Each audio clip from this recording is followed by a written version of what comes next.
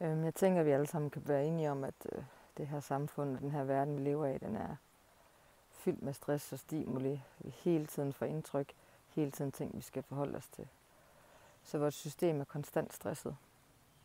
Men det mange måske ikke ved, det er, at stress kommer udefra, ja, men stress kommer også indenfra. Så alle de indtryk, vi har oplevet, de følelsesmæssige indtryk, vi har oplevet gennem vores liv og oplever hver dag, de sætter sig i vores system.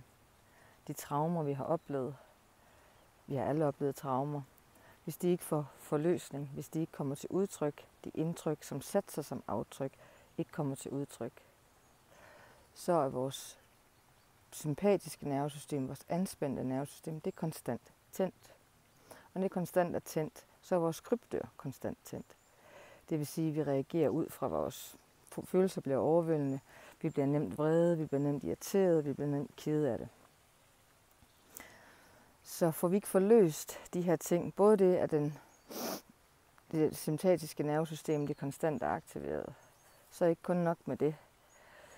Når det konstant er aktiveret, så er der en konstant stresstilstand i kroppen. Det vil sige, at kroppen står sådan, nærmest nervesystemet står sådan her, vibrerer hele tiden. Det skaber inflammation i kroppen, det skaber ubalancer i kroppen. Så det vi arbejder med i yoga til at rejse sig, det er at forløse de her traumer. Det aktiverer det parasympatiske nervesystem gennem vagusnerven. Det arbejder med psoasmusklen, som tit er anspændt, det vi kalder traumemusklen. Så vi afspænder, vi healer, vi forløser, vi styrker, vi balancerer og vi grounder. Vi gør rigtig mange ting i yoga til at rejse sig. Og måden jeg underviser på er baseret ud fra min neuropsykologiske og neuropædagogiske uddannelse, min bachelor i mental sundhed og min yogauddannelse. Samt NLP, element af NLP, der er element af dans, pilates, natural movement, breathwork, alle mulige forskellige ting.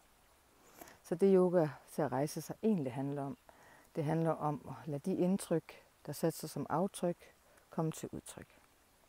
Tak fordi du vil lytte med. Jeg håber, du kommer til en af mine undervisningstimer eller ser nogle af mine videoer.